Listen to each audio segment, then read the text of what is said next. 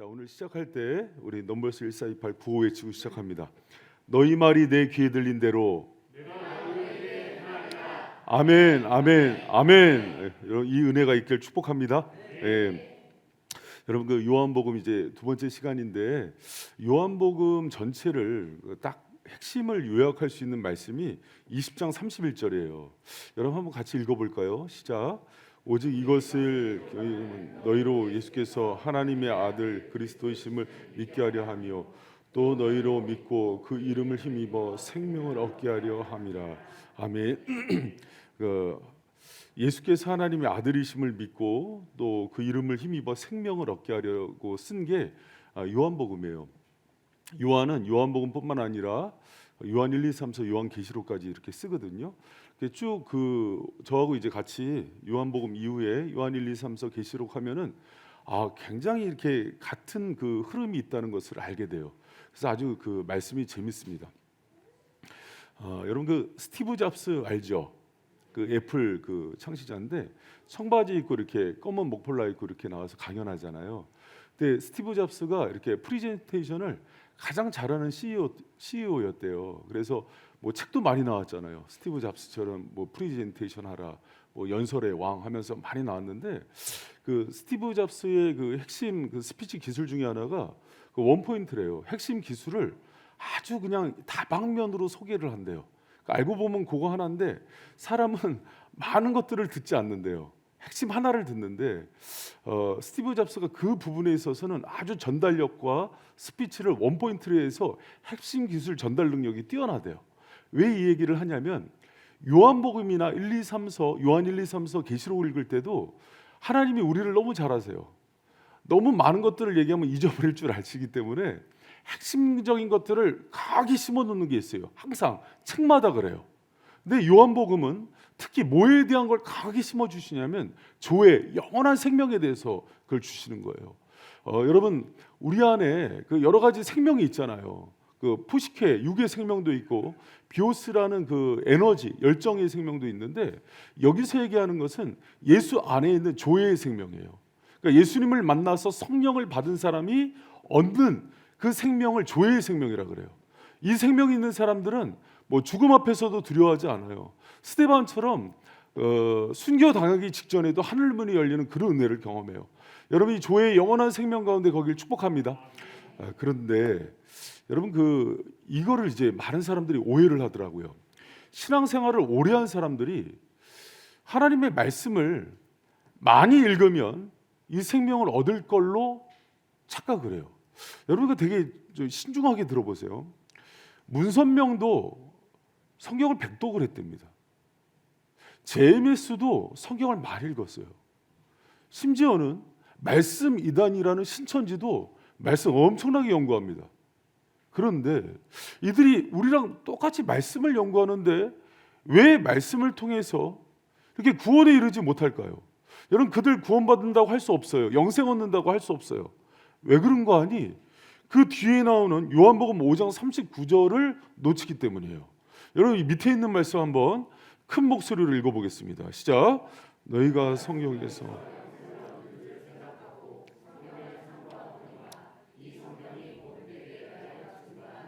여러분 유대인들에게 했던 얘기예요. 바리새인들에게 했던 얘기예요. 예수님이 너희가 성경 많이 읽으면 영생을 얻는 줄 생각하고 성경을 상고하거니와 이 성경이 누구에게 대해서 썼다고요?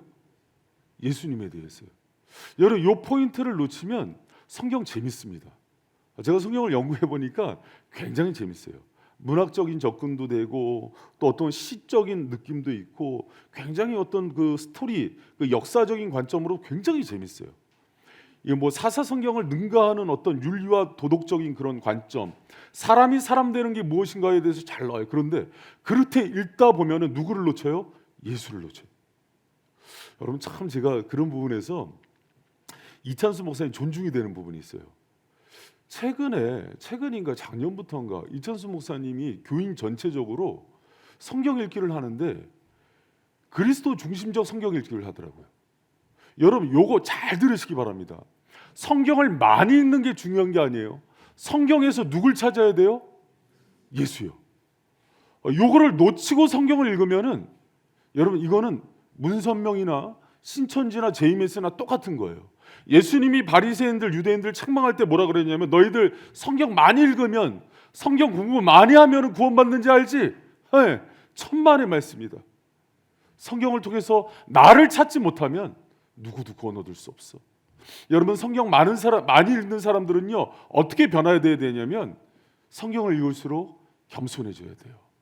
그리고 성경을 읽을수록 예수님을 아는 지식이 풍성해져야 돼요. 성경을 읽을수록 주님을 만나고 아는 지식이 많아져서 눈시울이 촉촉해져야 돼요. 그런데 성경을 많이 읽으면 읽을수록 어떻게 되냐면 머리가 커져요. 사람을 판단해요. 잘못 읽은 거라니까요. 성경에서 예수를 못 만난 거라니까요. 여러분 그래서 제가 오늘 이제 하반기 수요 강론 두 번째 기간 시작하면서 좀 이렇게 앞부분에 강하게 이야기한 이유가 뭐냐면 여러분 수요 강론에 오시는 여러분 수요 강론에 오시는 분들이 바이젠 교회에서는 말씀에 대한 지적 욕구가 가장 강한 분들이에요. 그런데 위험할 수 있어요. 예수를 놓칠 수 있어요. 여러분 기도하면서 읽으시기 바랍니다. 이 말씀 앞에서 겸손하게 무릎 꿇고 성령께 알려달라고 기도하면서 읽기를 축복합니다.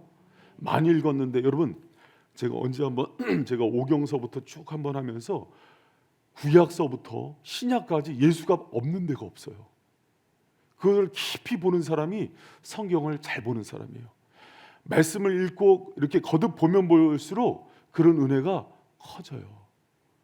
여러분 이 성경을 통해서 예수님을 꼭 만나시길 축복합니다. 말씀 중에 죄송합니다. 저기 장정원 전사님 혹시 차 주차 잘못해놨어요? 지금 전화 오는데 그 린나이 사장님한테 지금 전화가 오고 있는데 혹시 차가 많아서 그런 것 같다. 혹시 차 이중 주차하신 분들은 지금 가서 빼주셔야 될 것 같아요. 예. 지금 차 빼달라고 저한테 이제 전화가 막 오고 있습니다. 그래서 여러분 그 수요 강론 하시는 분들은 핸드폰을 켜고서 진동으로 하고서 수요 강론에 참석해 주시기를 부탁드립니다. 여러분 그 성경을 호기심으로 읽으면 안 되고요. 생명을 얻기 위해서 읽어야 되고 예수를 얻기 위해서 읽어야 돼요. 여러분 이거 왜 그러냐 제가 실수했던 부분이라서 여러분한테 알려드리는 거예요. 지적인 우월감을 가지려고 읽었어요. 많이 아는 게 힘인 줄 알고 읽었어요. 그런데 예수님하고 멀어져요. 여러분 그렇게 읽지 마세요. 여러분 성경을 통해서 예수님을 더 알길 원한다는 그 간절함을 가지고 기도하는 마음으로 읽으셔야 되고 말씀을 놓고 여러분 주님 앞에 구하셔야 됩니다. 성령의 도움을 구하면서 읽으시기를 부탁드립니다.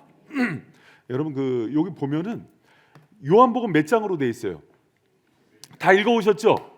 예, 21장까지 돼 있어요. 21장인데 모든 성경들은요, 여러분 굉장히 구조적인 짜임새가 잘 돼 있어요. 그래서 특히 요한복음이 사복음서 중에서는 가장 선명해요. 1장에서 12장을 뭐라 그러냐면은 표적의 책이라 그래요.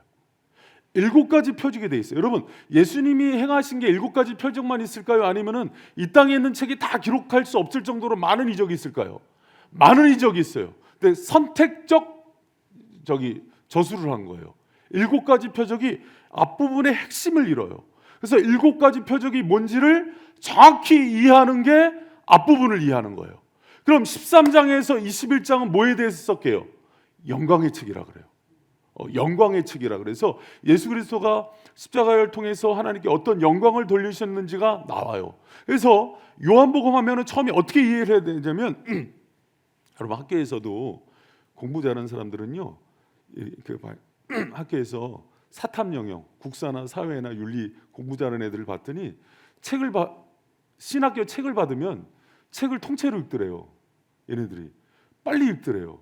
근데 못하는 애들은 맨날 쪼개서 읽더래요.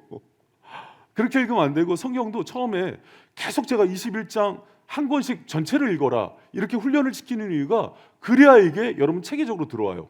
여러분 봐요. 이제 수요 강론 정도 오면은 좀 훈련이 달라져야 되는데 성경을 무작정 많이 읽는 통독으로는 이제 말씀이 내게 잘 안 돼요. 권별로 집중해서 읽어야 돼요. 이제 통독 훈련이 어느 정도 된 분들이 여기 오시거든요. 그러면 요한복음 하면은 요한복음 3독하고 오셨죠?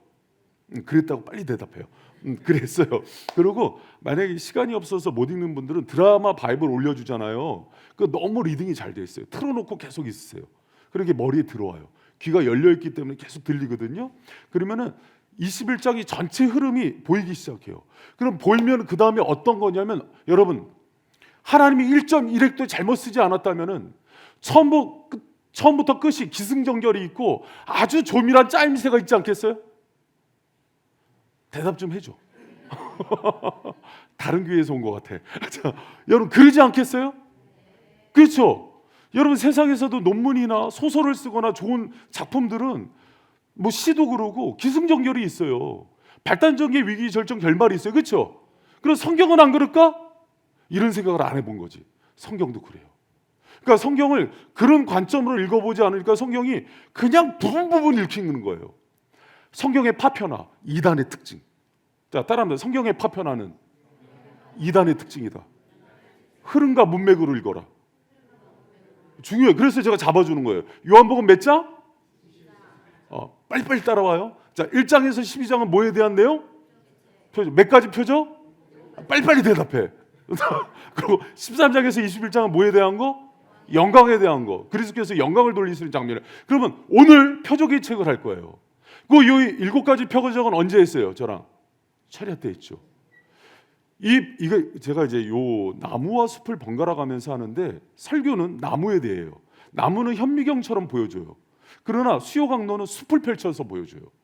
그러니까는 여러분이 이미 나무를 들었잖아요. 그러니까 숲을 보게 되면은 성경이 입체적으로 보여요. 그러면서 나중에 성경 보는 재미가 있는 거예요. 자, 그러면 이렇게 딱 보니까는 7가지 표적 딱 기억나죠? 첫 번째 표적이 뭐였어요? 가나의 혼인잔치 2장에 나오죠. 두 번째 표적 뭐였어요? 고간의 아들이 치유되죠. 4장에 나오죠. 세 번째 표적은 38년대 병제 치유 5장에 나오죠. 그 다음에 네 번째 표적은 오병이어 사건이죠. 6장에 나오죠. 다섯 번째는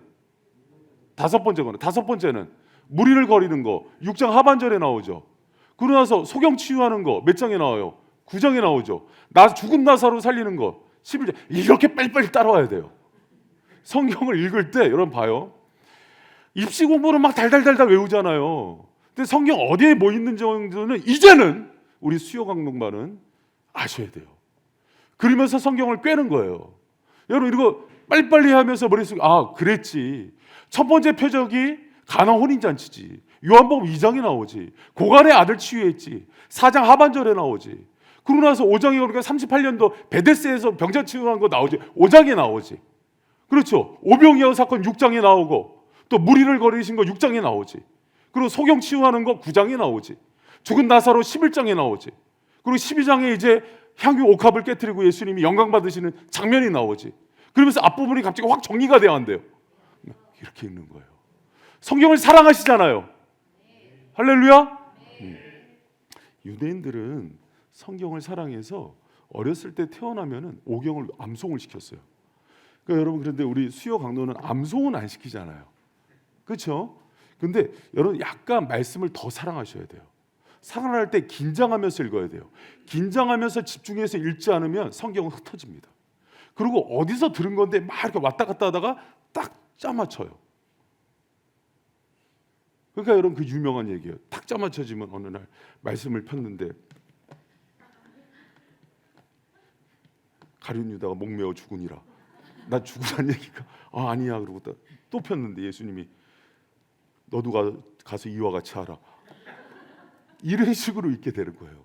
여러분 그렇게 읽지 마시고 성경을 이렇게 전체적인 흐름 가운데 읽는 훈련들을 자꾸 하시면 성경이 잊혀지질 않아요. 사람은 장기 기억화시킬 때 사람 뇌 구조가 그렇대요. 뇌 기억의 창고 안에 체계적으로 넣을 때 기억이 된대요. 안 그러면 들은 게 다 흩어져 버려요. 여러분 말씀은 많이 들었는데 말씀이 별로 기억이 안 남죠? 그런 이유 때문에 그래요. 그래서 여러분 저와 함께 이 요한복음, 요한 1, 2, 3, 4 계시록 했다는 걸로 끝나는 게 아니라 하고 나서 말씀이 이 가슴의 심부에 깊이 새겨지는 은혜가 있길 축복을 합니다. 할렐루야. 제가 가끔 농담으로 그런 얘기하죠. 왜 십계명을 돌판에다 새기셨는지 아냐고. 앞으로 십계명과 말씀을 공부할 사람들이 다 뭐다? 그렇죠. 그런데 주님은 걱정하지 마라. 누가 새긴다? 주님이 새겨주세요. 전 다이아몬드예요. 저 같은 다이아몬드에도 근데 여러분 돌에 새겨지면 안 잊혀지는 거 아시죠? 그렇게 말씀을 기억하는 거예요. 그래서 여러분 목사님들이 말씀을 줄줄줄 깨는 분들은 말씀을 그렇게 공부해 놓은 분들이 꿰요. 그러지 않으면은요 처음부터 져서 말씀이 어느 방에 들어가야 하는지 모르는 거예요. 여러분 이거를 딱 기억하시길 부탁드립니다. 요거는요. 자 요한복음 몇 장? 1장에서 12장 모두에 대한 내용? 표적에 대한 표적 몇 개? 7개. 13장에서 21장은 영광에 대한 내용. 예수님이 영광 받으시는 거예요. 영광 독사조라는 뜻은 뭐예요? 하나님의 본질을 가장 잘 드러낸다는 거예요. 그러니까 우리가 어떤 일을 했을 때 아버지께서 영광 받는 거는 예수님의 속성, 아버지의 성품, 하나님의 뜻이 우리를 통해서 잘 드러내면은 영광 받으세요. 어떤 분이 사업을 하면서 사기치고 뭐 거짓말하고 다른 사람들 거 막 뺏고 그랬는데 탈세하고 그랬는데 그걸 갖고 헌금 많이 하면서 주님 영광 받으세요. 주님 영광 받겠어요? 그 영광이 아니라는 거예요. 열심히 노력했어요. 그리고 열심히 살았어요. 그런데 어렵게 됐어요. 가난하게 됐어요. 그런데 주님이 그의 정직을 알아요. 그 모습을 보면서 주님이 잘했다, 착하고 충성되다고 얘기하는 거예요. 그 영광이 돌려지는 거예요. 그래서 예수님은 뭘로 영광을 돌리셨어요? 십자가요. 왕으로 쳐서 여러분 왕이 죽는 왕이 어디 있어요? 그러나 그 죽음으로 우리를 살리셨기 때문에 영광이 되는 거예요. 그래서 13장에서 21장이 바로 그 영광의 책이라는 것을 기억하시기 바랍니다. 자, 오늘은 어느 부분을 공부한다? 표적의 책은 몇 장에서 몇 장? 여러분 좀 요한복음이 이렇게 좀 정리가 되면서 머리에 쏙쏙 들어올라 그러지 않아요? 너무 신기하지 않아요? 제가 옛날에 쪽집게 강사였어요. 신대원생들 저기 대학원에 입학할 때 공부도 시키고 그랬단 말이에요. 그래서 이제 이런 거 재밌어요 하면은 그러나 이런 걸 재미로 했다가 제가 예수를 잃어버릴 뻔했다니까요. 지식이 커지는 거예요. 그래서 제가 처음에 그걸 얘기했던 거예요. 여러분 제 얘기 꼭 명심하세요. 이거 지식적으로 커지면은요 얼마나 잘난 척할 수 있는지 몰라요. 목회자들이 거기다가 헬라어 히브리어까지 잘하잖아요. 굽신굽신돼요. 좀 알려달라고 도시락 싸갖고 다니면서 막 얘기해요. 교회 막 푸시케하면서 막 말씀 풀기 시작하잖아요. 막 눈을 껌뻑껌뻑거리면서 막 신학생들이 그걸로 신학교에서 강사하다가 그래서 예수님이 혼난 적이 있어요. 그래서 말씀드리는 거예요. 할수록 멀어지는 거예요. 왜 멀어진지 알아요? 말씀을 읽었는데 예수를 잃어버린 거예요. 여러분도 그럴 수 있어요? 있어요. 그래서 여러분 말씀을 읽을 때마다 정말 예수님이 깊이 사랑하는 은혜가 있길 축복합니다. 아멘, 아멘. 자, 왜 또 안 넘어가냐? 자, 내용적 구조적 특징은 7이 많이 반복된다 그랬죠, 제가. 그래서 표적이 몇 개? 7개. 에고에임이 나는 이런 사람이다. 나는 목자다. 나는 선한 목자다. 나는 세상의 빛이다. 양의 문이다. 나는 길이요 진리요 생명이다. 이것도 7개의 자식 계시예요. 에고에이미는 하나님이 구약에서 자기 계시 방식입니다. 이게 또 7번 나와요. 여러분 또 뭐가 7번 나오냐면 7배의 담화. 여러분 봐요. 요한복음은 공관복음 같은 관점의 책이라는 마테마가 누가랑 다르다 그랬어요. 독수리의 서신이라 그랬어요. 독수리가 태양이 있는데도 하늘을 나르면서 그 눈으로 깊이 쳐다보는 것처럼 말씀의 표면보다 이면의 의미가 깊어요. 그래서 표적 7개 함께 뭐가 나오냐면 강화. 그 표적을 푼 말씀이 7번 나와요. 여러분 이제 저랑 공부하고 나서 집에 가서 요한복음을 앞을 보는데 다시 맛이 달라질 거예요. 신기하다. 그러네. 왜 오병이어 사건은 다른 데는 그 의미를 풀지 않았는데 요한복음에서 이렇게 깊이 풀까? 다 의미가 있다니까요. 근데 그걸 놓치고 읽었던 거예요, 우리가. 요한복음만 이렇게 읽어요. 그래서 독수리의 책이라고 부르는 거예요. 이면을 깊이 들여다 본다는 거예요. 자, 복습. 마태복음의 대표하는 짐승은 뭐다? 사자라고 얘기해줘. 사자. 누가복음은 사람. 마가복음은 갑자기 소리를 막 지르고 싶어요. 괜찮아. 자, 그래서 그 종의 특성에 따라서 그렇게 한다 그랬잖아요. 그래서 반복 훈련이 필요한 거예요, 여러분. 그래서 듣더라도 집에 가서 또 제가 한 그거 유튜브 통해서 또 한 번 들으면서 계속해서 반복해서 들으세요. 그래서 여러분 제가 지금 요거 하는 강의는 안양대학교에서 3년 동안 신학생들 상대로 해서 그때 신학생들 전체를 모아놓고 가장 큰 집체 교육이었대요. 그래서 3년을 해줬던 거예요. 제가 하다가 시간이 없어서 김근영 목사님한테 맡겼죠. 김근영 목사님도 사랑의 교회에서 오랫동안 순장 교육을 시켰던 사람에서 말씀 훈련을 잘 시켜요. 그러니까 여러분이 지금 신학생 레벨의 훈련을 받는다는 그런 자부심으로 열심히 배우시기를 부탁드립니다. 자, 그게 있고 또 다마 7개가 들어간 이유는 자, 표면보다 잡아요. 그래서 그 요한복음은 제가 그랬죠. 화법 자체가 직설화법이에요. 다른 복음서는 약간 변증적이에요. 읽다 보면 예수님이 그리스도구나 하고 설득하게 만든 구조예요. 유대인을 향해서, 이방인을 향해서, 헬라인을 향해서. 요한복음은 누가 대상이라 그랬어요?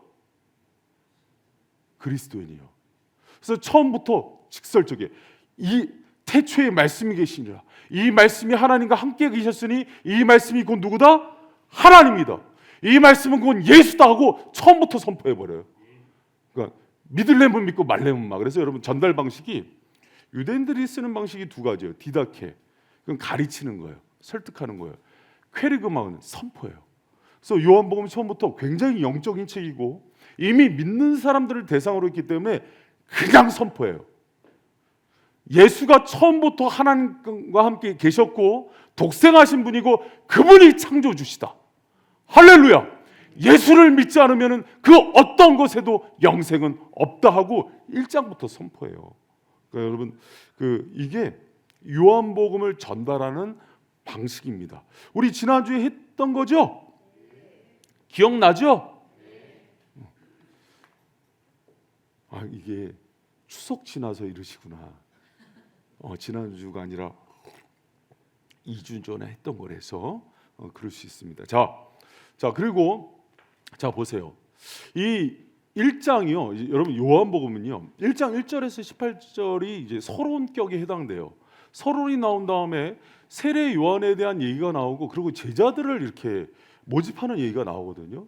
근데 서론에서 이미 앞부분 그러니까 1절에서 11절까지는 이제 표적에 대한 책에 대한 예고가 나오고 12절에는 영광에 대한 얘기가 나와요. 그러면서 예수님께서 하실 역할이 14절에 나오는데 여러분 14절 말씀 같이 한번 읽어봅니다. 시작. 말씀이 육신이 되어 우리 가운데 거하심에 우리가 그 영광을 보니 아버지 독생자의 영광이요 은혜와 진리가 충만하더라. 여러분 여기 거하시다라는 거는요 카타교 집 지고 살단 얘기예요. 예수님이 우리 안에서 집 짓고 살고 인격 성전이 되시겠다는 약속을 주시는 거예요. 그 조의 생명 가운데. 여러분 그래서 예수님께서 이 은혜 가운데 우리를 이렇게 붙들고 계시겠다는 그 약속을 서론부터 주셔요. 그런데 이것에 대해서 증거하는 사람이 있으니 이 사람이 누구냐면 세례 요한이에요. 그래서 1장 19절에서 36절까지 예수님의 정체성을 세례 요한이 얘기하는데 보라 하나님의 어린 양이다 그래요. 여러분 그 어린 양은 무슨 어린 양을 뜻해요? 구약에 나오는 유월절 어린 양이에요. 세례 요한은 정확히 알았어요. 그 유월절 어린 양이 되셔서 우리의 죄를 대속하기 위해서 오신 분이라는 것을 세례 요한이 선포하고 나는 물로 세례를 주지만 예수님은 뭘로 준다? 성령으로 세례를 주신다 그래요. 그런데 여기서뿐만 아니라 세례 요한이 이제 3장에서 한 번 더 나와요. 어떤 일이 일어나냐면 세례 요한이 먼저 예수님의 사촌형이잖아요. 막 물세례를 주는데 세례 요한 제자들이 다 예수님한테 가는 거예요. 그러니까 여러분 3장에 와서 세례 요한 제자들이 배가 아파요, 안 아파요? 막 아프죠. 그러니까 세례 요한한테 일러요. 아니 다 예수님한테 가요. 그랬더니 세례 요한이 했던 유명한 얘기가 있어요. 그는 흥해야 되고 나는 쇠해야 하리라. 여러분 이거는 목회하는 데 있어서 저한테 되게 중요한 철학이었어요. 제가 목회를 할수록 인간적인 합륜기는 쇠해야 돼요. 그리고 이 교회를 통해서 누구만 드러나야 돼요? 예수님이요. 여러분 그런 관점으로 한번 생각해 보세요. 여러분 그게 개인뿐만 아니라 교회 방향이 돼야 돼요. 여러분 우리가 이제 이번 주에 이제 투표가 있잖아요. 투표를 놓고 곰곰이 생각해 보세요. 그게 예수를 흥하게 하는 길이 아니에요? 맞죠. 그게 더 주님이 원하는 길 아니겠어요? 맞죠. 그래서 하는 거예요. 그럼 개인적으로는 쇠하는 거예요? 나만 놓고 보면 그렇죠. 그럼 그게 기쁜 거 아니에요? 남의 일이라고 그렇게 대답을 크게 안 해. 기쁜 거예요. 여러분, 우리는 대부분 예수를 듣고서 잘 되는 것만 생각하지 예수를 위해서 수여하는 걸 생각 안 해요. 그러면 여러분 안 돼요. 우리가 가는 그 길이 아니에요. 예수님이 보여주신 영광이요, 13장에서 21장의 핵심이 뭐냐면 그분이 미랄이 돼요. 썩어져요. 여러분, 우리가 가는 길이에요. 그런데 그 생명은 조금도 후퇴하지 않아요. 더 충만해져요. 근데 거꾸로 내 살 길을 찾고 내가 흥하는 길을 찾으면은요, 겉으로는 더 화려해지는 것 같은데 속 사람이요 시들어 버려요. 주님을 잃어버립니다. 그리고 그렇게 많은 목회자들이 지옥에 있다는 거예요. 여러분, 이거는 제 얘기가 아니라 신성종 씨가 쓴 내가 본 천국에서 나오는 얘기예요.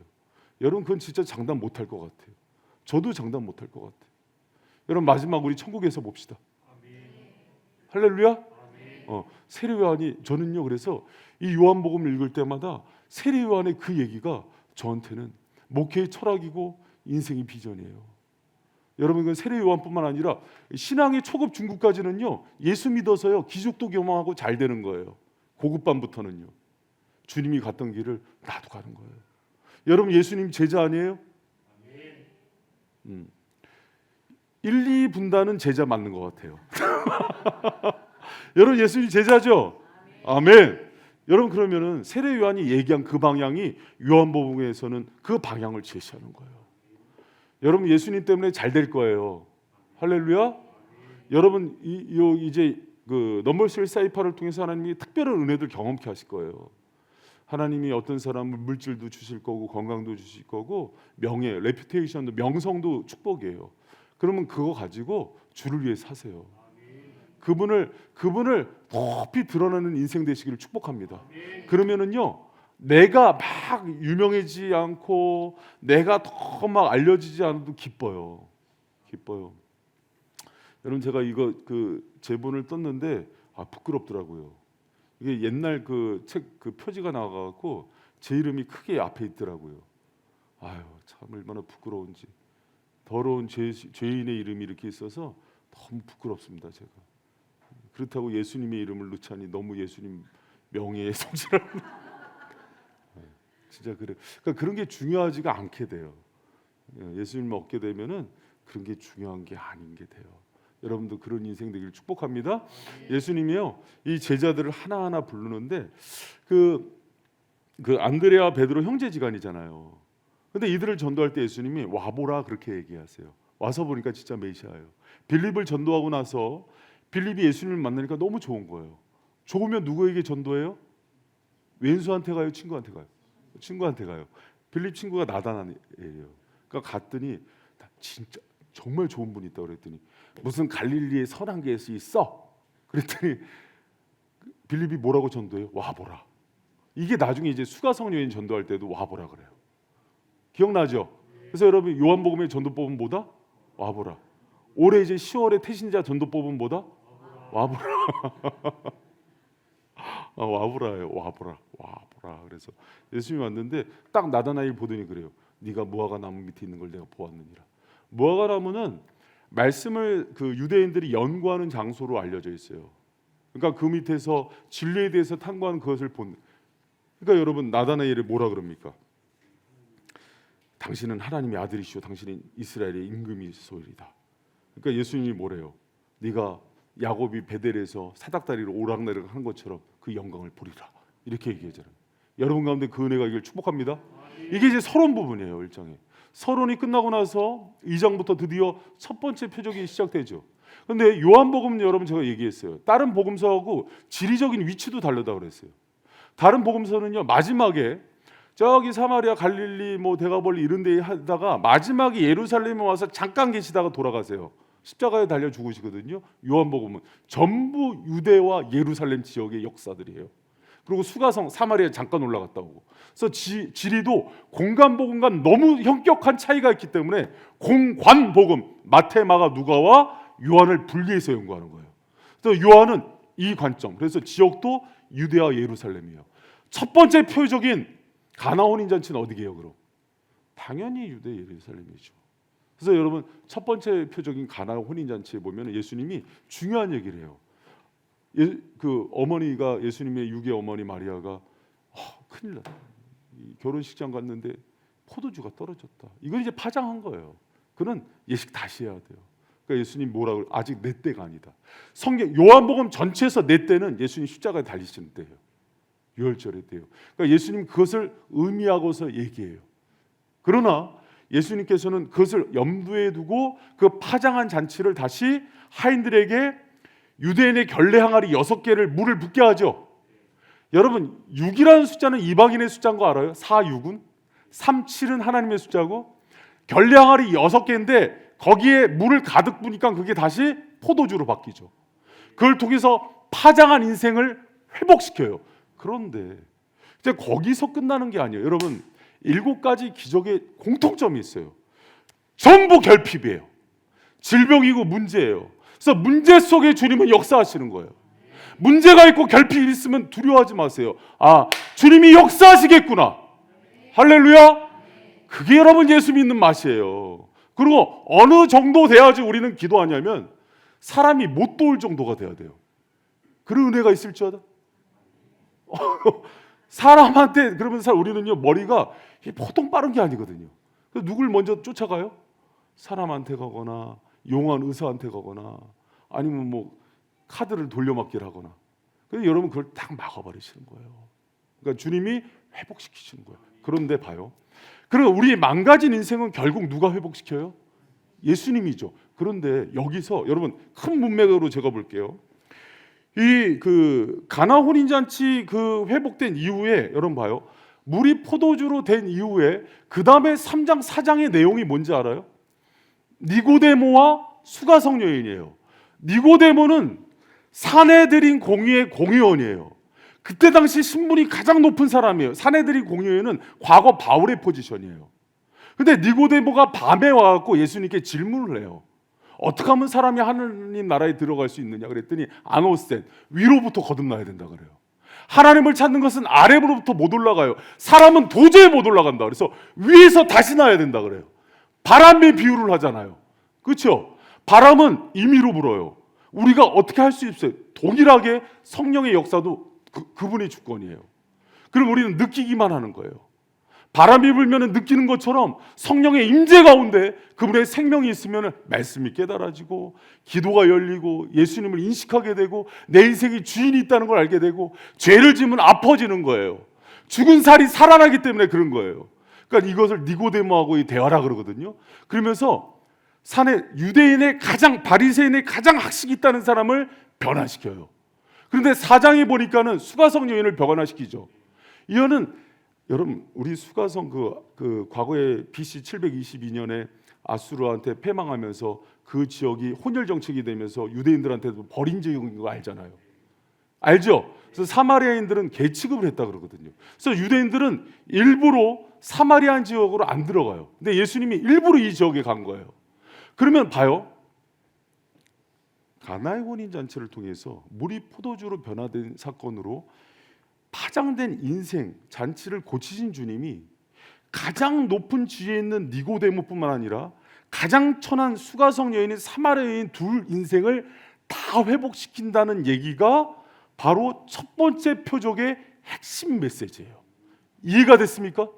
여러분 그래서 이 메시지는요 그 좁게 가나 혼인잔치만 보게 안 돼 있어요. 2장과 3장과 4장의 흐름 가운데 이 표적이 주는 의미가 뭐냐면 예수님은 그 잔치뿐만 아니라 망가진 모든 인생을 다 고치신다는 거예요. 여러분 이어령 교수는 이 시대의 지성으로 통해요. 아시죠? 이화여대 교수들이 교수들의 교수로 뽑은 사람이 이어령 교수예요. 그래서 이런 표현을 해요. 교수들끼리도 이어령 교수가 강의를 하면은 소름이 돋는데요. 근데 이어령 교수가 결국 누구 믿어요? 예수. 그런 사람도 주님이 변화시키는 거예요. 그리고 여러분 알잖아요. 옛날에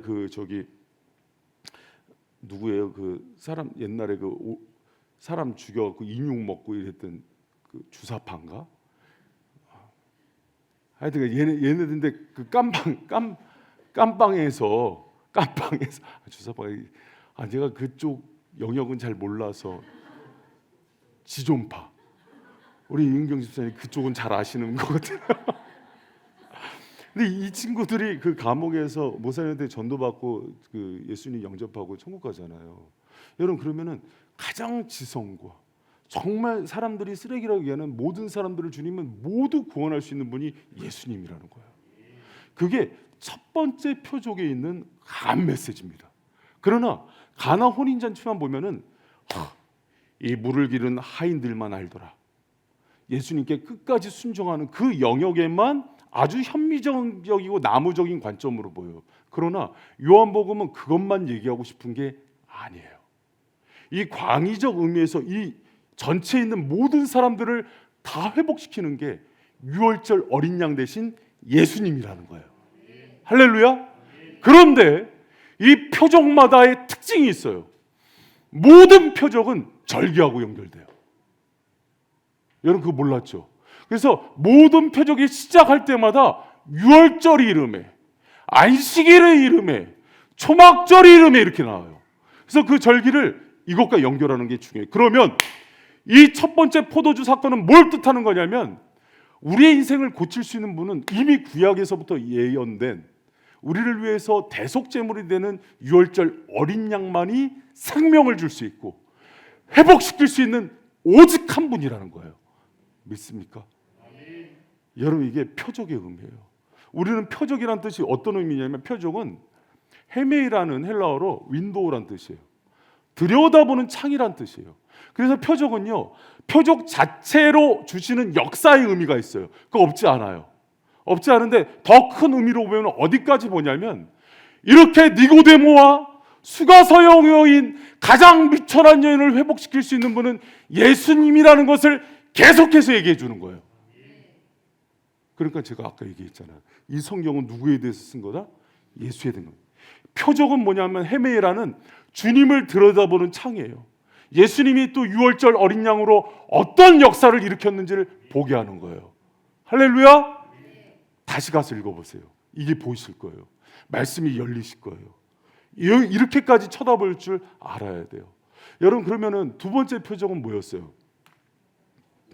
고간의 아들이 치유되고, 세 번째 표적은 38년 된 병자가 치유돼요. 두 개 다 치유의 사건이기 때문에 같이 묶어놓고 그 다음에 그 말씀에 대한 걸 풀어요. 강론이 그 다음에 나와요.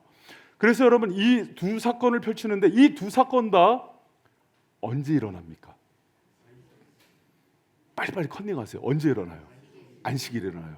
여러분, 안식은요, 창세기에 보면 하나님께서 몇째 날 주셨어요? 7째 날 주셨죠. 그리고 쉼의 명령을 주셨는데, 안식 명령은 관계적 쉼입니다. 하나님 안에 있을 때 그분의 생명의 공급과 영원한 하나님께서 공급을 받는 사람이 누리는 게 안식이에요. 그럼 여러분, 우리가 에덴 동산에서 선악과를 따먹고 나서 뭐가 깨졌는지 알아요? 안식이 깨집니다. 여러분, 쉬어져요? 이 땅에 진정한 쉼이 있을까요? 육신이 쉬어질까요? 여러분, 육신은 시간이 갈수록 늙는 거 아니에요? 늙는다는 뜻이 뭔지 알아요? 죽음을 향해 가는 거예요. 그럼 마음이 정신이 쉬어져요? 애를 넷을 낳는데 쉬어진다고요? 안 쉬어져요, 여러분. 먹고 사는 거 이제 앞이 깜깜한데 쉬어진다. 여러분, 쉴 수가 없는 구조예요, 세상은. 여러분, 쉼은요, 진정한 생명과 우리의 영원한 공급자이신 하나님만 주는 거예요. 그래서 하나님 안에 있을 때, 예수 안에 있을 때 주는 게 쉼인 거예요. 근데 여러분 보니까는 고간의 아들도 병 걸려서 죽으려고 그러지, 38년 된 병자도 보니까는, 여러분 어디, 베데스다가 어디입니까? 은혜의 샘이란 뜻이에요. 가서 여기 있으면 내가 은혜로 고쳐진다 그랬는데 먼저 물에 동하면은 뛰어 들어가면 고쳐진대요. 아니 이제 이 허리도 안 좋고 중풍 걸려서 이제 물이 동해서 갈라 그랬더니 새파란 놈들이 무좀 있는 애들이 막 뛰어 들어오나. 그리고 그 물이 동했을 때 치유된다는 것도 전설이랍니다. 보진 못했어요. 그거에 소망을 걸고 살아가는 이 땅의 사람들의 모습을 보여주는 거예요. 그런데 진짜 베데스다가 오죠. 진짜 은혜의 샘이 누구예요? 바위샘이에요. 할렐루야. 예수님이세요. 예수님. 바위샘을 지을 때 모티브가 된 말씀이기도 한 거예요, 이게. 그러니까 예수님이세요. 그러니까 예수님이 와서 낫기를 원하느냐? 그럼 낫는다 그래야죠. 근데 뭐라 그래요? 물이 동했는데 넣어줄 사람이 없다고. 이게 여러분 아픈 사람들의 특징이에요. 자기 소원이 정확히 나가질 않아요. 그러니까 주님이 치유해 주시죠. 회복해 주시고 보내주시는 거예요. 여러분 왜 그런지 알아요? 안식일에 왜 주님께서 이렇게 병자들을 치유하는지 알아요? 영원한 안식과 쉼을 줄 수 있는 분은 예수님이기 때문에 그래요. 할렐루야. 그런데 이 일 때문에 시비가 걸리죠. 안식일에 병 고치면 돼요, 안 돼요? 유대인들 관점에서 안 돼서 시비가 겁니다. 그래서 이 저기 베데스다 연못에 있는 사람 이렇게 너 누가 고쳤어 그러니까 얘가 정확히 몰라요. 그랬다가 예수님이 이제는 다시는 저기 병 걸리지 않게 죄짓지 마라 그러니까는 예수가 그랬다고 일러요. 그러니까 사람이 그래요. 사람이 자기가 아플 때는 살려달라 그러고 고쳐주면은 예수 탓하는 거죠. 우리랑 똑같죠. 다 똑같은 거예요. 예수님은 그것을 알고도 고쳐주세요. 우리가 배신할 거 알고 예수님 이용해 먹을 거 알고도 주님이 그렇게 사랑해 주시는 거예요. 여러분 그렇게 해서 치유했더니 예수님이 뭐라 그러냐 유명한 얘기를 해요. 자 5장 한번 보세요. 여러분 성경 펴놓고 있으셔야 돼요. 자 17절에 유명한 얘기를 해요. 유대인들이 막 그렇게 한다 그랬더니 자 16절 보니까 5장 16절 그러므로 안식일에 이런 일을 행하신다 하여 유대인들이 예수를 핍박하잖아요. 안식일에 의도적으로 하신 거거든요. 그러니까 예수님이 17절 같이 한번 읽습니다. 시작.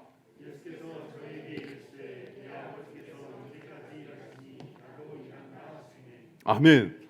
자 아버지께서 여러분 왜 계속해서 일해야 돼요? 상징적인 의미예요. 사랑하는 자녀들이 안식이 깨졌기 때문에 이들이 진짜 쉬질 못하기 때문에 하나님께서 그들을 회복시키고 진정한 쉼을 주기 위해서 끊임없이 일하시는 거예요.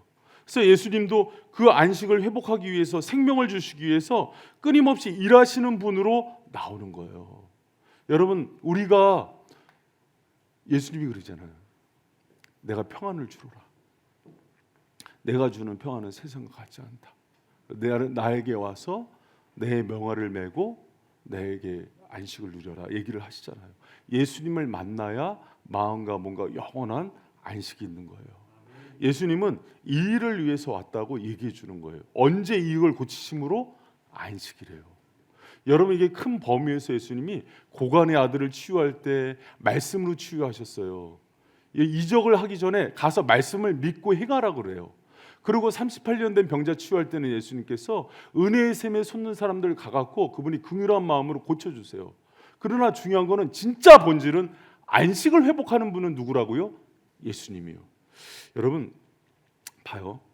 이제 요한복음이 표면이 아니라 이면이 중요한 책이라 그랬잖아요. 그럼 제가 이제 여기서 이제 안식일이 정리되는 게 있습니다. 자, 안식일의 핵심 정신은 뭐예요? 그럼 우리에게 생명을 주고 우리에게 참된 안식과 평안을 줄 수 있는 분은 누구라는 거예요?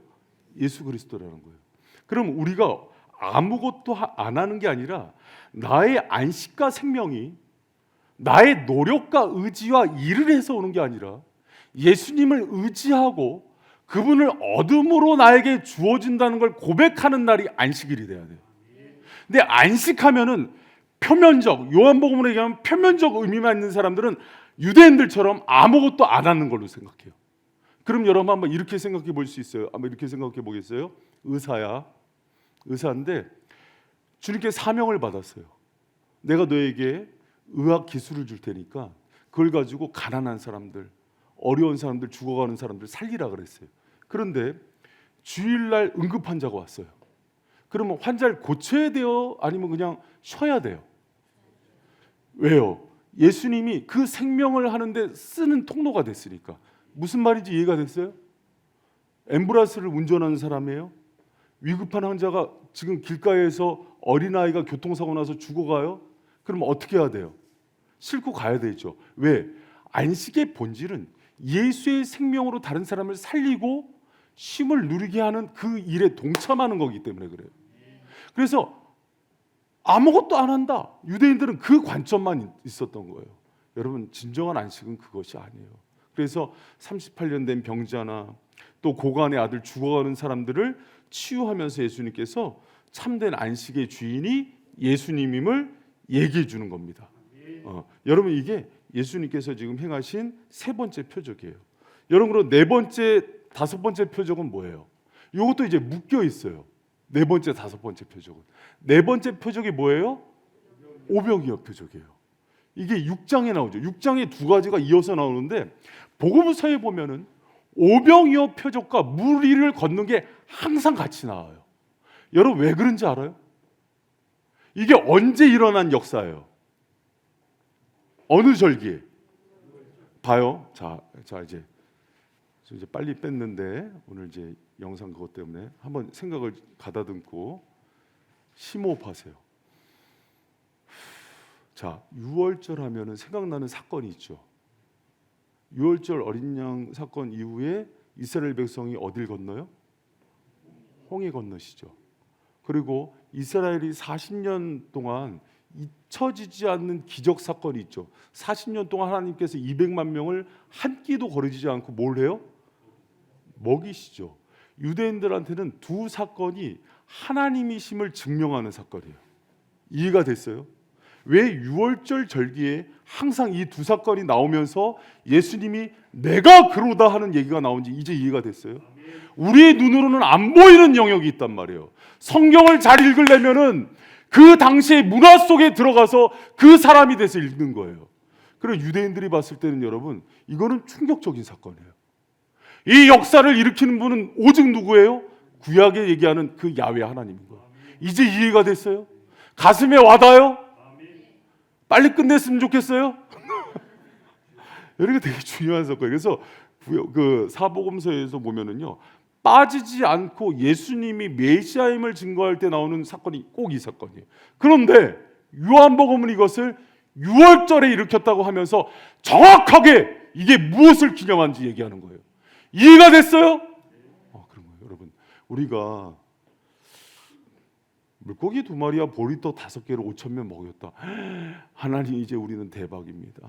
주님께서 우리도 그 차원이 아니라 이거의 표적은 예수님이 하나님이심을 정확히 드러내는 사건들인 거예요. 여러분 그러면 바다에 길을 내는 거는요 이사야서서부터 하나님만 하는 사역이에요. 근데 예수님 바다를 어떻게 해버려요? 걸어봤어요? 이렇게 왼발을 넣고 빠질라 그러면 오른발을 넣고 여러분 이 두 사건은 그래서 이런 은혜와 역사가 우리 인생 가운데 나타난 것들도 중요하지만 이거는 내가 그로다. 여러분 그래서 무리를 걷고 나서 두려워하니까 예수님이 첫 마디가 뭐예요? 두려워하지 내니 두려워하지 말라가 그 얘기예요. 에고에임이 나다. 그 나다가 누구겠어요? 구약의 하나님이에요. 너희를 먹이시고 입히시고 광야에서도 너희 신발이 닳지 않게 하고 200만 명을 한순간에 먹였던 내가 그 하나님이야. 내가 너희를 사랑해서 육신을 입고 왔어 하는 얘기를 주님이 들려주시는 거예요. 여러분 이제 이해가 됐어요? 그 오병이어 사건의 핵심이에요. 그러나 오병이어는 그것만 있는 게 아니잖아요. 우리가 나무적인 관점, 현미경적인 관점으로 보면 오병이어는 어떤 사람이 역사를 일으켜요. 여러분 예수님이요 제자들 돈 없는 거 아세요? 예수님만 따라다니는데 돈이 어디 있겠어요? 그런데 너희들이 먹을 것을 주어라 하는 것은요 어떤 태도를 원하시냐면 빌립처럼 계산해서 안 된다는 태도 말고요 안드레처럼 없고 부족한 대로 주님께 다시 가져서 주님 어떻게 하죠? 묻는 태도를 원하시는 거예요. 여러분 저도 사역하면서 이 실수를 많이 해요. 하나님의 사역자라 그래서 사역자는 어떤 걸 사역자냐면 모든 것들을 주님께 묻고 행하는 자더라고요. 힘든 일 주님께 의뢰하는 사람이더라고요. 내 힘으로 한 게 없더라고요. 주님이 그 사람들을 통해서 역사를 일으키시는 거예요.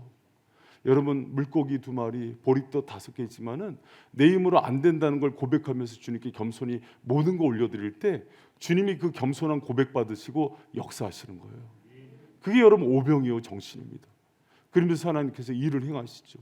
왜 두려워하는 자들을 그렇게 꾸짖으세요? 주님은 두려움은 제가 그렇게 얘기 많이 했어요. 믿음의 반대라고. 여러분 내가 이은경 집사님이 황 집사님이랑 공원을 지나가는데 황 집사님이 안양에서 싸움 제일 잘해요. 이종격 투기 챔피언이에요. 근데 중학교 애들이 담배 피고 있어요. 근데 이은경 집사님이 무서워 그러면은 황 집사님 체면이 말이 아니겠죠. 근데 보니까 먼저 도망갔어.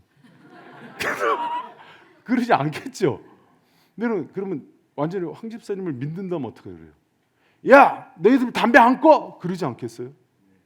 여러분, 우리 하나님이 홍해를 가르신 분이고 요단강을 가르신 분이고 계시록에 보면 불바다 위에도 다리를 놓으시는 분이라면 물을 보면서 호령하지 않겠냔 말이에요.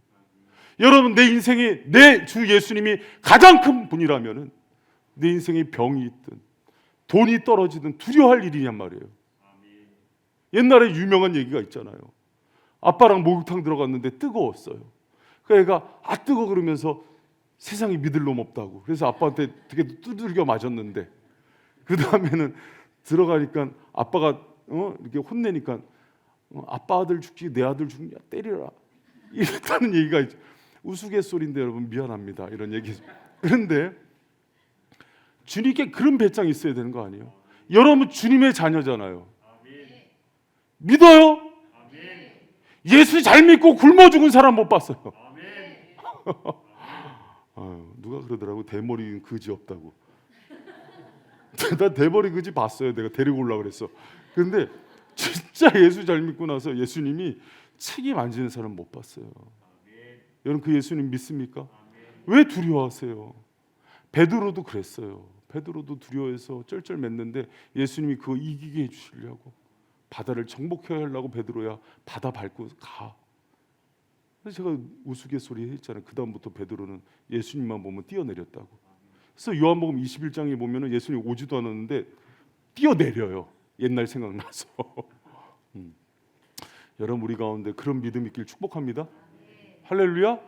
그러나 여러분 이것은 결국 어떤 걸 얘기하느냐면 이 6월절에 참 하나님이 누구신지를 얘기하는 거예요. 예수님이요 이 뒤에 어떤 복음서에서도 나오지 않는 예수님이 생명의 떡 대신 자신을 얘기해요. 군중들이 예수님 이제 이분을 왕으로 먹고 사는 문제가 중요하잖아요. 정치도. 그러니까 막 왕으로 섬기려고 하니까는 예수님 막 진리를 전해요. 내가 하늘로 내려온 생명의 떡이다. 나를 먹고 마셔야 된다. 막 얘기를 하잖아요. 이게 성찬식의 유명한 말씀이 이 말씀이에요.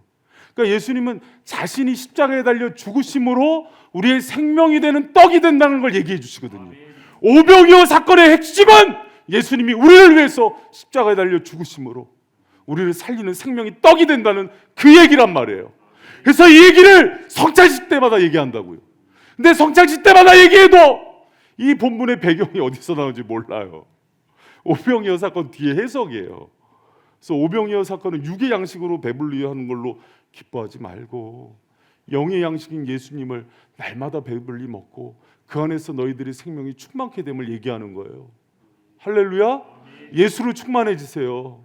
그래서 성찬식을 매번 하게 되는 이유는 그때마다 우리를 위해서 살이 찢겨나가고 피를 흘리시면서 우리를 살리신 예수의 능력이 우리 가운데 임하기 때문이에요. 할렐루야. 여러분 그게 오병이어 사건과 무리를 걷는 거의 핵심이었어요. 내가 그다. 난이 두려워 말라. 내가 구약의 그 전능한 하나님이다. 여호수아가 아엘람 골짜기에서 전쟁을 치를 때 해가 떨어질 때 해와 달을 멈추게 한 그 하나님이다. 우박으로 적진을 찌르고 내가 그 너희들을 살렸던 그 하나님이다. 여러분 그 전능한 하나님이 바로 예수님이라고요. 할렐루야. 여러분 그 은혜 믿고 나가는 저 여러분 되시길 축복합니다. 자, 그러고 나서 여러분 6번째 표적이 있어요. 여러분 제가 표적 사건 하나하나를 빠르게 정리하면서 중요한 의미를 지금 계속해서 정리해 드리는 거고, 여러분 이 지금 제가 하는 얘기는 제가 그 쓴 책에 그대로 있어요. 그런데 강의를 듣고 책을 읽으면 이해가 돼요. 근데 이 책을 좀 이제 어렵게 써놨어요. 어렵게 쓰는 이유는 뭐냐면 쉽게 쓰면은 이 책이 3배 정도로 두꺼워져요. 그래서 신학적인 용어로 핵심적으로 썼기 때문에 목회자들이나 신학생용으로 쓴 거예요. 그리고 수요 강론에 온 사람들이 강의를 듣고 이해하시라고 준 책이에요.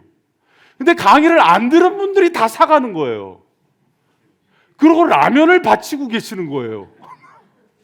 그래서 이제 이 책의 용도는 그렇게 쓰여진 거예요. 그래서 이제 가끔 이제 저희 교인들 중에 어떤 분들이 목사님 이거 누구 주문 안 돼요? 주지 마세요. 욕해요.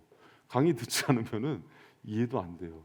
목회자들도 마찬가지예요. 그러니까 그런 의미로 썼으니까는 그러고 나서 다시 꼼꼼히 보시고 단락별로 읽으면서 묵상할 수 있게 해놨잖아요. 그 풀면서 묵상하게 만든 거예요. 그러면은 여러분이 성경을 읽는 깊이가 달라져요. 그렇게 성경을 쭉 수요 강론에 따라서 읽고 연구하면은 영성이 달라져요. 영성이 달라집니다. 성경은 어떻게 연구하고 이 성경을 먹느냐에 따라서 인격이 달라져요. 네, 여러 번 봐요. 영성이 달라집니다, 진짜로. 여러분 그래서 수요 강론을 통해서 여러분이 그런 깊은 영성과 은혜들 갖추기를 축복합니다. 자, 그러고 나서 이제 여러분 그 여섯 번째 그 기적이 뭐예요?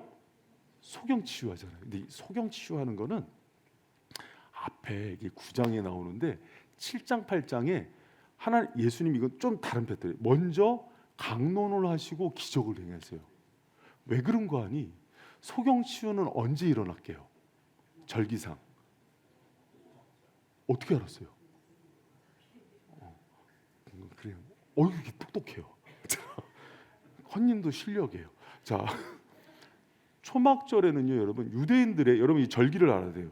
중요한 연등 행사가 있어요. 여러분 초막절은 이스라엘의 그 절기상 구약이 중요한 3대 절기거든요. 이스라엘이 광야에서 인도하신 하나님을 기념하면서 잘 사는 사람들이 일주일은 밖에서 천막 치고 살았던 거예요. 그래서 우리가 과거에 이렇게 나그네였지 하고 기념하는 겁니다. 여러분 우리도 그런 거 했으면 좋겠어요. 1년 중에 일주일은 우리가 나그네 되고 못 살 때 주님이 우리를 이렇게 살리셨지 하고 천막 이렇게 치면서 주님이 도우심을 기념했으면 좋겠어요. 그러면서 광야에서 천막 치고 살았잖아요. 광야에서 그걸 기념하는 게 초막절이에요. 목사님 지금 그냥 계속 제가 초막절로 살고 있는데요. 그럼 걱정하지 마세요. 주님이 이제 나중에 또 가나안 들어가게 하세요. 인생은 광야 가나안을 왔다 갔다 하는 거예요. 냉탕 온탕 왔다 갔다 하는 거예요. 그러다 천국 가는 거예요. 할렐루야. 자, 그래서 초막절에는 그걸 기념하면서 어떤 걸 하냐면 두 가지 중요한 사건을 기념해요. 뭐냐면 이스라엘이 그 광야에서 천막 치면서 그렇게 목이 마를 때 가데스바리아 무리바에서 하나님께 반석을 쳐서 물을 터뜨리시잖아요. 그래서 실로암 못에서 물을 기르다가 그것을 제단에 뿌리는 것들을 의식을 하나 하고요. 저녁이 되면은 광야에서 불기둥 구름 기둥으로 인도하신 주님을 기념해서 연등 행사를 합니다. 그래서 예수님이 그 초막절에 내가 곧 빛이다. 내 배에서 생명의 생수의 강이 흘러넘친다. 얘기하는 것은 초막절에 그 역사를 일으키시는 하나님이 자신임을 또 한 번 선포하는 거예요. 그러면서 세상의 빛 대신 예수님이 누구의 눈을 밝히세요? 그게 역사가 그렇게 입니다. 이제 이해가 됐어요? 여러분 그래서 이 절기와 유대인들이 볼 때는요 하나하나가 충격적입니다. 그러나 우리가 볼 때는 하나도 충격적이잖아요. 초막절에 그 중요한 의식과 절기를 정확히 간파하시고 그대로 선포하시는 거예요. 그래서 유대인들의 모든 것들을 이미 아시는 분이 내가 바로 그 빛이야. 내가 바로 그 생수야. 이렇게 얘기하시면서 누구의 눈을 열게 하세요? 소경의 눈을 열게 하시는 거예요. 여러분 이 소경의 눈을 여는데 중요한 얘기 하나 나오잖아요. 제자들이 와서 이거 날 때부터 이거 누구의 죄입니까? 그러잖아요. 여러분 우리도 그런 관점 있지 않아요? 번성지가. 그러니까 예수님이 뭐라고 딱 정리해 주세요. 이거는 누구 죄가 아니야. 하나님이 행하실 일을 나타내려고 그래. 할렐루야. 여러분 우리한테 중요한 거예요. 우리 인생에 작은 문제가 있고 아픔이 있고 우리 이웃에 문제가 있다면은 그렇게 보세요. 넘버스 1418 그러라는 거예요. 내가 기도해 주라는 거예요. 하나님은 능치 못함이 없으세요. 여러분 그래서 그 소경이 눈을 떠요 못 떠요? 뜹니다. 정확하게 떠요. 그런데 소경이 눈을 뜨니까는 이제 그것 때문에 또 난리가 났어요. 이 눈 또 왜 뜨게 했냐? 그러면 유대인들이 그러니까는 바리새인들이 그러니까 어미가 자녀를 외면합니다. 그게 인간이에요. 근데 이 눈 뜬 자녀가 예수를 증거해요. 바리새인과 눈을 원래 떴던 부모는 영적 소경이 되고 이 원래 소경이었던 이자는 눈도 뜰 뿐만 아니라 영안도 열리는 거예요. 여러분 우리에게 그 눈을 밝혀주시는 분은 예수님이세요. 할렐루야. 여러분, 그리고 이 뒤에 예수님이 자신이 선한 목자임을 얘기해요. 내가 진짜 선한 목자다. 그러면서 선한 목자의 데피니션을 이렇게 얘기합니다. 선한 목자는 양들을 위해서 어떻게 한다? 목숨을 버린다고 얘기해요. 여러분, 유대인들이 그 왕에 대한 리더십을 얘기할 때 제일 많이 썼던 게 뭐냐면 목자의 리더십이었어요. 근데 이 목자는 사랑과 공의로 백성들을 다 이끄는 사람이에요. 그리고 두 번째 정의가 뭐였냐면은 적들로부터 자기 백성을 보호한다는 의미가 있어요, 왕이. 그런데 예수님은 자기가 선한 목자로서의 왕임을 얘기하면서 그 백성을 위해서 죽는 왕임을 선포해요. 그런 왕은 한 번도 없었어요. 그러나 우리가 따르는 그 예수님은 우리를 사랑하셔서 자기 양들을 위해서 목숨을 버리시는 분이세요. 여러분, 우리를 사랑하는 그분이 우리의 아버지이시고 왕이 되심을 찬양합니다. 여러분, 그 은혜의 주님을 더 높이시기 바랍니다. 그러고 나서 여러분, 마지막 표적이에요. 가장 중요한 표적이 뭐죠? 죽은 나사로를 살리세요. 여러분, 죽은 나사로를 살리는 장면에서 우리 참 이상했죠. 예수님이 특별히 사랑한다고 얘기한 사람들은 이 가정뿐이 없었죠. 사랑하면 빨리 와야 되죠. 근데 이제 이게 그러나의 영성이에요. 사랑하기 때문에 안 가세요. 근데 우리는 그때 삐지죠. 근데 주님은 그 더디 가는 것 속에서 가장 큰 표적을 주시죠. 그래서 마리아와 마르다한테 그래요. 이 일로 인해서 하나님이 영광 받으실 거라고. 병들어 죽게 됐는데, 이거 여러분 소경 고칠 때는 하나님이 행하실 일이 있다 그랬는데, 이거는 영광적 가장 큰 하나님의 역사를 얘기할 때 쓰는 단어예요. 여러분, 주님이 때로는 우리 인생 가운데 더디 오실 때 있어요. 여러분, 그때 그 순간이 되면은요, 잘 들어보세요. 그 순간이 되면은 그렇게 예수님 사랑했던 마리아 마르다도 흔들려요. 그게 사람이에요. 우리가 우리 믿음 지키는 거 아니에요. 예수님이 찾아와서 지켜주세요. 좀만 기다려요, 여러분. 저도 이제 성도들 보면은 여러 가지 인생의 아픔 속에서 말 못하기 힘들어하는 분들이 있으면 뭐라고 할 말이 없어요. 그런데 좀만 더 기다리세요. 예수님이 여러분 내버리지 않으세요. 그분은 양들을 위해서 목숨을 버리시는 분이세요. 사랑하지만 그러나 가지 않은 그분이 여러분 결국은 고치시고 회복시키세요. 사람마다 타이밍은 조금씩 달라요.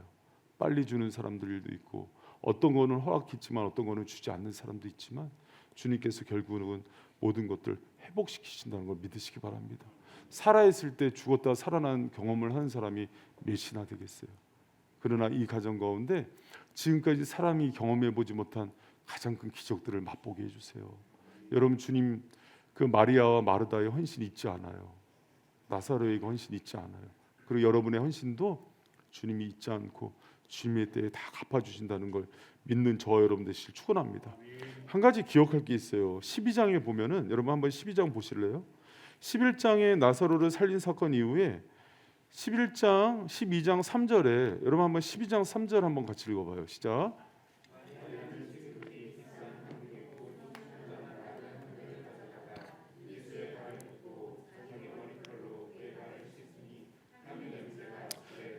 여러분이 재밌는 게요, 12장 1절부터 2절, 그 유월절 엿새 전에 예수께서 베다니에 이르시되 이곳은 예수께서 죽은 자 가운데서 살리신 나사로에 있는 곳이라. 거기서 예수를 위하여 잔치할세 마르다는 이를 보고 나사로는 예수와 함께 앉은 자 중에 있더라, 이렇게 돼 있죠.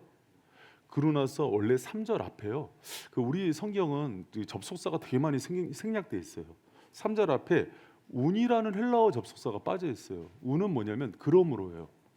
그러니까 죽은 나사로를 살리고 그 자기 옆에서 앉게 한 그 결과 예수님이 죽음의 향유를 받으시는 거예요.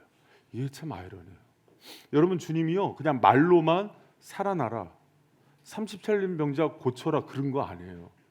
주님이 그 대가를요 자기가 짊어지고 죽으신단 말이에요. 우리의 죽음을 그분이 십자가에서 자기의 생명으로 바꿔주시는 거예요. 그래서 여기 그 위대한 운이라는 접속사가 들어가요. 신학적으로는 굉장히 중요한 접속사인데 빠져 있어요. 그 결과, 그러므로 예수님이 그 향유 옥합, 죽음을 준비하는 그 옥합이 깨트려지는 거예요. 주님은 그들을 살리고 7가지 기적을 이루실 때부터 이미 알고 계셨었어요.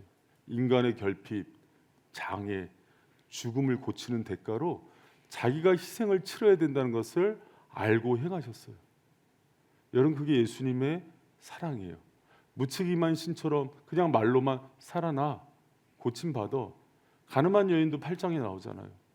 누구도 너를 정죄하지 않아. 그게 아니라 그 죄의 대가를, 사랑하는 그 딸이 맞아야 되는 돌을 십자가에서 자기가 다 맞는다고요. 우리가 지었던 그 모든 죄의 대가들을 주님이 사해 주시는 그 결과, 그 결과, 그러므로 예수님이 향유를 깨트림을 받으시고 죽음을 준비하신다고요. 예수님 그거 하나하나 이적을 일으킬 때마다 아시고 하셨어요. 예수님은 다 아시고 하셨어요. 우리를 살리는 대가로 자기가 죽음의 길을 걸어가야 된다는 것들을 다 알고 하셨다고요. 여러분, 그런데 이제 참 재밌죠. 10장에 보면은 그렇게 예수님의 그 12장에 보면 죽음이 준비가 돼요. 그리고 예수님이 예루살렘에 입성하는 장면이 12절부터 나와요. 근데 예수님의 인기가 이 놀라운 기적의 역사 끝에 예루살렘과 헬라인들까지도 쫓아올 정도로 인기가 하늘을 치솟아요. 제자들이 막 고무됐어요. 드디어 우리의 때가 왔다. 드디어 영광의 때가 왔다. 여러분, 12장 20절 한번 읽어보세요. 자, 같이 읽습니다. 시작. 명절에 예배하러 올라온 사람 중 헬라인 몇이 있는데 21절, 저희가 갈릴리 베세다 사람 빌립에게 가서 청하여 가로되 선생이여 우리가 이것을 배우자. 자, 보세요 여러분, 이 헬라인 중에 몇 사람이란 뜻은 헬라인 중에 지식인들과 유력한 사람들을 뜻해요. 이들이 와서 이 빌립과 제자들을 부를 때 뭐라고 부릅니까? 선생이요. 제자들이 이런 얘기를 언제 들었어요? 맨날 구박만 받았지. 제자들이 한껏 고무돼요. 그 유명한 사람들이 우리를 알아보고 예수님과 예수의 제자들에게 와서 선생이요 하면서 친송을 하는 거예요. 22절에 빌립이 안드레에게 가서 말하고 안드레와 빌립이 예수께 가서 여쭤와요. 이런 일이 있습니다. 그러니까 예수님이 그들을 제 얘기를 받아서 예수께서 대답하여 가라사대 드디어 때가 됐다. 이 영광을 받을 때가 됐다. 제자들이 얼마나 좋겠어요. 우리도 이제 예루살렘을 접수하는 거야. 그러고 나서 주님이 진짜 영광을 얘기하는 게 24절에 나옵니다. 우리가 예수님이 받으실 영광, 우리가 생각해야 되는 영광입니다. 이 영광이 13장서부터 21장을 여는 서론에 해당해요. 여러분, 주님께 영광 돌리세요. 아멘. 그리고 영광스럽게 사시기 바랍니다. 아멘. 그럼 주님이 얘기하는 영광이 뭔지 큰 목소리로 24절 읽도록 하겠습니다. 시작.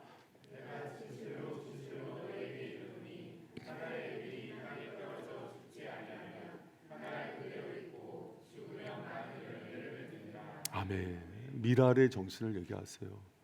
여러분, 우리가 받아야 될 영광이에요. 유명해지세요.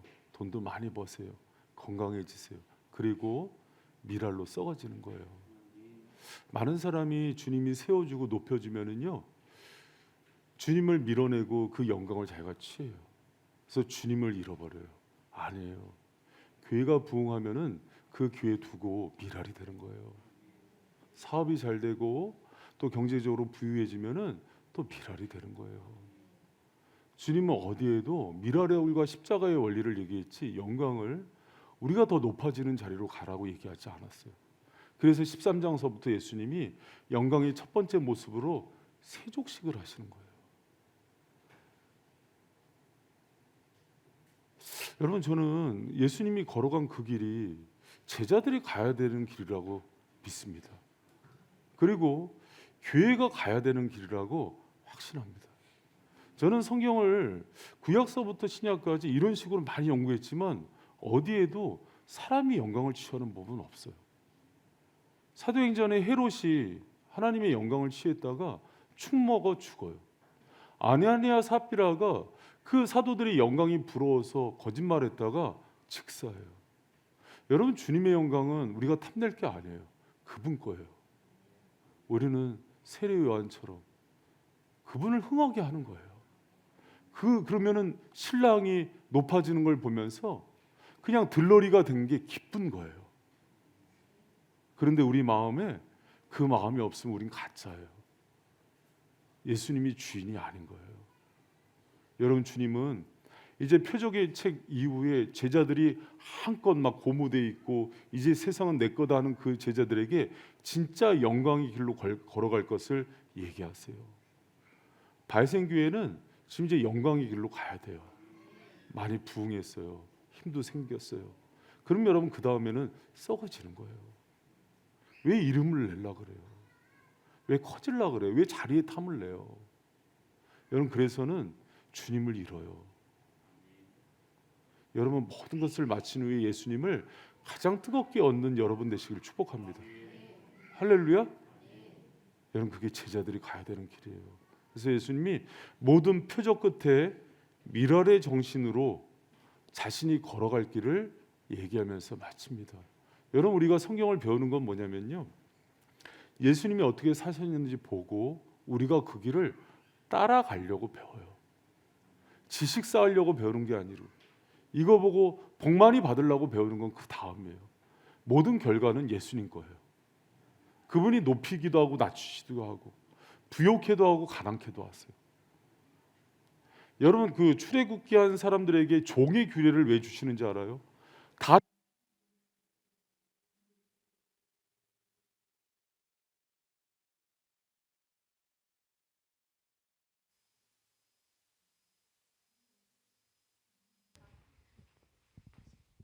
감사합니다. 여러분, 그 모든 것들의 소관은 주님 거예요. 우리는 그분의 영광 받으시기에 그렇게 미랄로 살아가는 거예요. 그랬을 때 하나님이 우리에게 마지막에 그렇게 얘기를 해요. 착하고 충성된 종이라. 근데 여러분, 역사를 일으키고 큰 일을 하고 귀신을 쫓은 어떤 사람한테 예수님이 이렇게 얘기해요. 불법을 행하는 자요, 내가 너를 도무지 모른다. 여러분, 저도 목회자지만 오늘날의 목회자가 많이 걱정이 돼요. 오늘날의 교회가 많이 걱정이 돼요. 오늘 외국에서 한국 교회를 볼 때 한국 크리스찬들을 기독교로 보지 않는데요. 샤머니즘적 기독교라고 얘기한대요. 여러분, 기독교인데 세속화됐다는 거는요, 기독교가 본질이에요. 샤머니즘적 기독교는 샤머니즘이 본질이래요. 무속인들만 교회 다닌대요. 여러분, 교회는 그런 곳이 되면 안 돼요. 예수님이 보이신 길을 겸손하게 쫓아가고 그분을 바라보면서 표적과 기적이 목적이 돼서도 안 돼요. 표적은 예수님을 크게 보는 거고 결국 주님께서 보여주신 그 영광의 길, 영광이 뭔지 이제 아시겠죠? 그 길을 따라가는 거예요. 저 여러분이 그런 은혜의 성도들 되실 축복합니다. 근데 이제 7가지 표적들은요, 또 이제 전체가 이런 흐름이 있어요. 7가지인데 앞에 3가지는 구원을 받는 방법에 대해서 나와요. 가나 혼인 잔치에 있어서는 말씀, 그리고 고간의 아들을 치유할 때 그 말씀을 믿는 믿음, 또 38년 된 병자를 치유할 때는요, 헤세드, 은혜. 아무것도 내가 행한 것이 없지만 주님이 찾아와서 베풀어 주시는 그 은혜, 그것이 구원을 이뤄요. 그랬을 때 전환점이 오병이어 사건인데, 오병이어 사건은 그 믿음을 기반으로 해서 드린 헌신이에요. 근데 내가 헌신을 해서 그런 게 아니라 그 믿음에 붙잡혀서 사로잡힌 제자들에게 나오는 순종과 헌신이에요. 그게 구원의 전환점이 되고 그 결과로 무리를 거르는 평안이 이루어지고 또 소경을 치유하는 영안이 열리고 나사로를 살렸던 그 부활의 생명이 임하는 거예요. 여러분, 성경은 참 1.1학도 틀림이 없고 너무 치밀하고 처음부터 끝까지가 어떻게 하나님이 이렇게 완벽하게 성경을 쓰셨을까 할 정도로 그렇게 완벽한 책이에요. 여러분이 성경을 통해서 여러분이 예수를 얻는 그런 놀라운 은혜들이 있기를 축복합니다. 여러분, 이것을 다 하고 나서 제가 이제 만들어 놓은 표를 보면은 한눈에 들어올 거예요. 아, 목사님이 그래도 고민을 많이 하고 저거를 저렇게 성경 전체를 구조화 시켰구나. 그러면서 보면 어느 순간인가 이게 요것만 봐도 21장이 한눈에 들어오는 순간이 있어요. 그러면 여러분이 신학교를 가셔야 될 거예요. 여러분, 예수님께서 행하신 일은 이해도 엄청나게 많습니다. 우리 이 말씀 읽고 마치도록 하겠습니다. 시작. 예수의 행하신 일이 만일 낱낱이 기록된 이 세상이라도 이 기록된 책을 아멘. 여러분 다행이네요. 그래도 시간이 딱 맞게 끝나서 기도가 마치겠습니다. 주님.